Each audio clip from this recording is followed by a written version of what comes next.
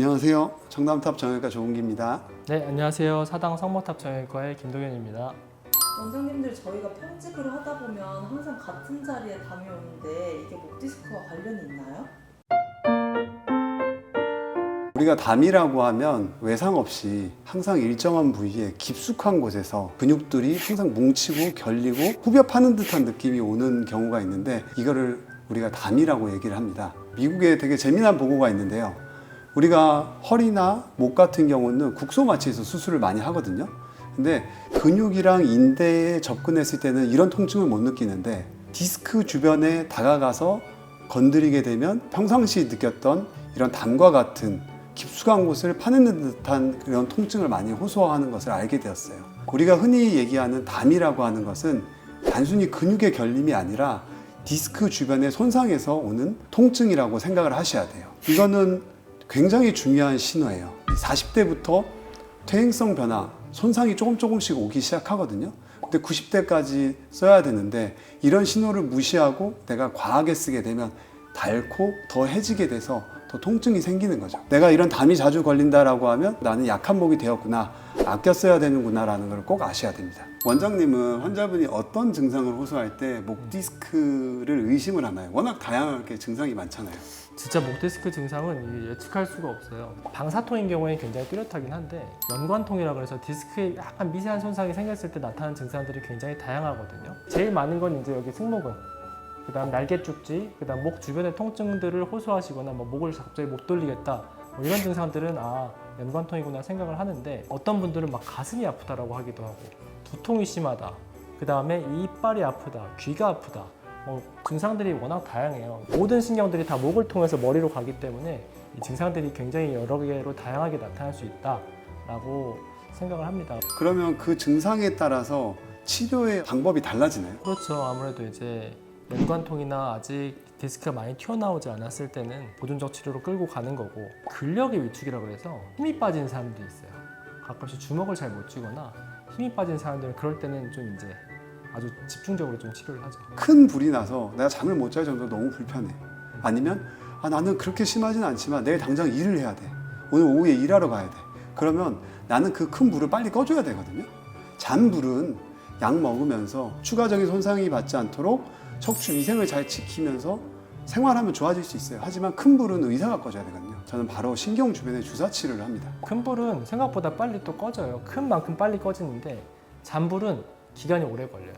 그래서 꾸준하게 노력을 해줘야 돼요. 그럼 처음부터 거북목이랑 일장목이 심한 사람들은 목 디스크가 더 잘 오나요? 정상적으로 우리 목은 C자 커브를 그려야 돼요. 근데 그 C자 곡선은 충격과 부하를 줄여주는 역할을 해요. 근데 우리가 공부한다고 아니면 일한다고 또는 운전한다고 아니면 스마트폰 한다고 많이 구부리다 보면 목이 일자목이 되거나 아니면 역시자가 돼버려요. 앞으로 머리가 기울게 되거든요. 이렇게 하면 그런 충격과 부하를 흡수하는 능력이 급격하게 떨어지게 되는 거거든요. 그러면 당연히 목 디스크는 퇴행성 변화를 가는 거죠.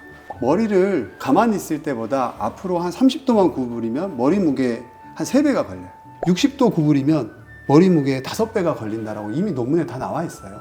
머리 무게 플러스 떨어지려는 거를 들어 올려야 되기 때문에 뒤에 있는 어깨 근육이, 목 근육이 강하게 수축을 해요. 무게는 올라가는데 버티는 능력이 떨어져.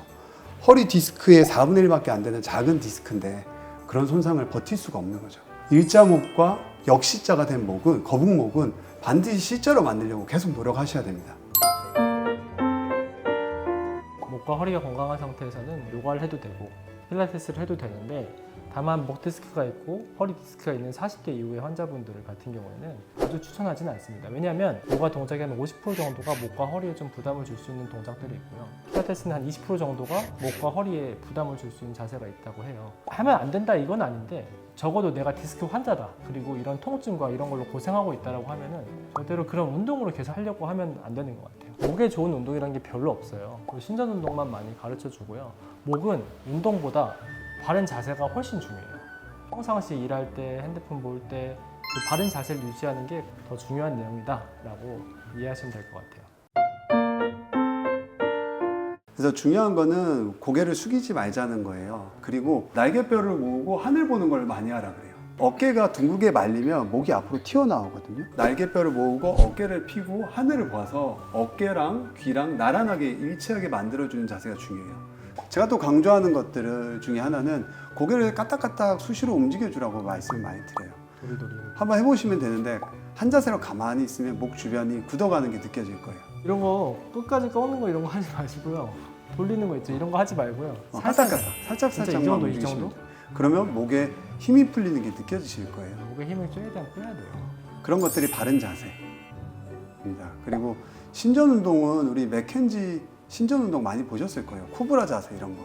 누워서 쭉 들어 올리는 것들이 있어요. 이것도 수시로 해주면 좋아요. MRI라는 것도 아주 짧게 한 2mm, 3mm 컷으로 자르게 되거든요. 그러면 디스크의 미세한 손상 같은 거는 보이지가 않는 경우도 많아요. 놓치는 경우도 많고. 그래서 임상적인 증상이 더 중요해요. 경험이 많은 숙련된 의사 그리고 주사 치료를 많이 해본 의사의 임상적인 증상을 통해서 내리는 진단이 MRI보다 더 중요합니다. 환자의 증상과 엑스를 딱 보면 아, 이 사람 MRI 찍으면 어떻게 나오겠구나 라고 사실 거의 짐작할 수 있어요. 그래서 환자의 증상이 훨씬 중요해요.